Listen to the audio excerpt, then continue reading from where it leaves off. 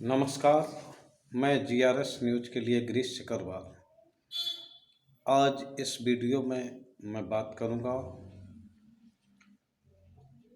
कांग्रेस के आंतरिक चुनाव में हुए मल्लिकार्जुन खड़गे युग की।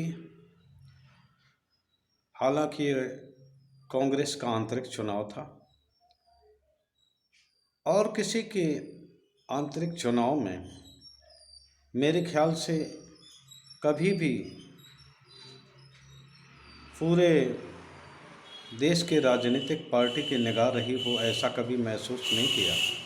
लेकिन पहली बार ऐसा देखा गया कि जितनी चिंता अपने अध्यक्ष को चुनने के लिए कांग्रेस की नहीं रही होगी, उतने से ज़्यादा चिंता भारतीय जनता पार्टी को कांग्रेस अध्यक्ष कौन बने इस संबंध में रही। चुनाव परिणाम के बाद निश्चित तौर पर कांग्रेस के वरिष्ठ नेता जो कर्नाटक से आते हैं, मल्लिकार्जुन खड़गे युग का सूत्रपात अब कांग्रेस में हो गया है। 24 साल बाद अध्यक्ष पद पे गैर गांधी परिवार का कब्जा हुआ। निश्चित तौर पर मल्लिकार्जुन खड़गे को जो ये ताज मिला है, ये संघर्षों से भरा और परीक्षा का काल, निश्चित तौर पर मल्लिकार्जुन खड़गे की राह बहुत कांटों भरी है और उन्हें अपने राजनीतिक कुशलता और समझदारी से इसका पालन करना होगा और पार्टी को भी आगे बढ़ाने के लिए उन्हें कोई रोड मैप बनाना होगा। सबसे ज़्यादा झटका मेरे ख्याल से केंद्र में पदस्थ केंद्र सरकार को लगा है। बीजेपी सरकार जो पूर्ण बहुमत से सत्ता में है, क्योंकि उन्हें शुरू में तो ये भान ही नहीं था कि कांग्रेस में कभी अध्यक्ष गांधी परिवार से अलग इतर भी बन सकता है। चुनाव प्रक्रिया को लेकर भी जिस समय से बीजेपी टारगेट कर रही थी कांग्रेस को और उस पर परिवारवाद का आरोप मढ़ रही थी, मल्लिकार्जुन खड़गे के चुनाव जीतने के बाद उनको अब निश्चित तौर पर अपनी रणनीति में परिवर्तन करना होगा, क्योंकि अब परिवारवाद का आरोप आसानी से कांग्रेस पर चस्पा नहीं किया जा सकता। निश्चित तौर पर यह हमने देखा कि अब निराशा सी आई है, क्योंकि कल उत्तर प्रदेश के उप मुख्यमंत्री जनपद औरैया में विकास कार्यों की समीक्षा करने के लिए आए हुए थे। जब पत्रकारों ने उन्हें कांग्रेस अध्यक्ष के चुने जाने के संबंध में जानकारी दी तो उन्होंने पहले तो ये कहा कि मुझे इसकी पक्की जानकारी नहीं है, सोशल मीडिया के जरिए ये पता लगा है कि मल्लिकार्जुन खड़गे जी नए अध्यक्ष बने हैं। बाद में उन्होंने जोड़ा, अगर वो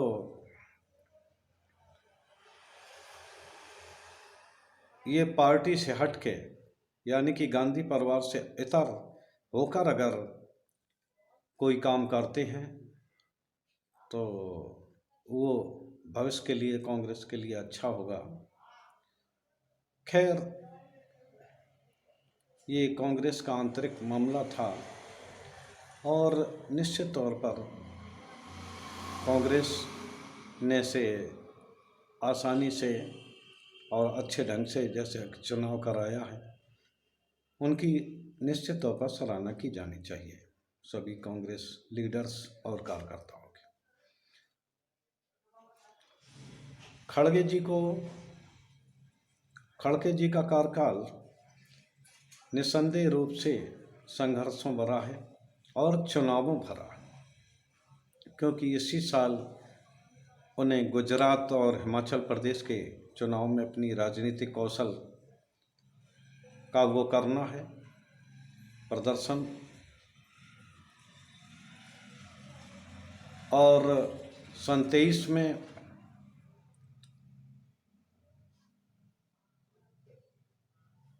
झारखंड, मध्य प्रदेश, छत्तीसगढ़, राजस्थान समेत 5 राज्यों में चुनाव होना है। इसके बाद सन 24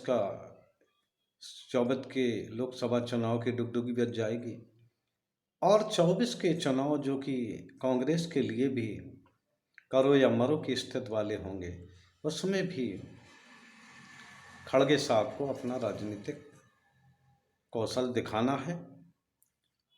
उनके सामने सबसे मुख्य चुनौती जो पार्टी के तथाकथित वरिष्ठ नेता हैं, उनको एकजुट रखना है और बहुत दिन के सत्ता से दूर रहने वाली कांग्रेस को, जिसके कारण कार्यकर्ता और यहाँ तक कि नेता तक दिग्भ्रमित हो गए हैं और उनके सामने उनके मन में हताशा घर कर रही है, उन्हें भी जोश खरोश और आगे सत्ता में पार्टी को लाने का भी रोड मैप बनाने का उनके सामने मुश्किल होगी। लेकिन मुझे आशा है कि खड़गे साहब काफ़ी वरिष्ठ हैं और करीब 11 चुनाव उन्होंने जीते। सन 14 तक में भी वे चुनाव, अब सन 2019 में वो अपना लोकसभा का चुनाव हार गए थे, उसके बाद में उन्हें राज्यसभा में लाया गया। तो आशा है कि निश्चित तौर पर खड़गे अपनी पार्टी की स्थिति को सुधारने में कामयाब होंगे और देश के लोकतंत्र के लिए, क्योंकि देश की लोकतंत्र की खूबसूरती तभी है जबकि पक्ष के साथ विपक्ष भी मजबूत हो, जिससे कि जनता की समस्याओं को, उनकी सरकारी गलत नीतियों को धारदार ढंग से विरोध किया जा सके। तो इसलिए विपक्षी दल को भी मजबूत होना बड़ा ज़रूरी है। आशा है कि खड़गे साहब अपने योजना जो उन्होंने कांग्रेस को मजबूत बनाने के लिए मन में बना ही रखी होगी, अपना रोड मैप देने में कामयाब होंगे और अपनी योजना को माकूल ढंग से लागू भी कर सकेंगे। जय हिंद।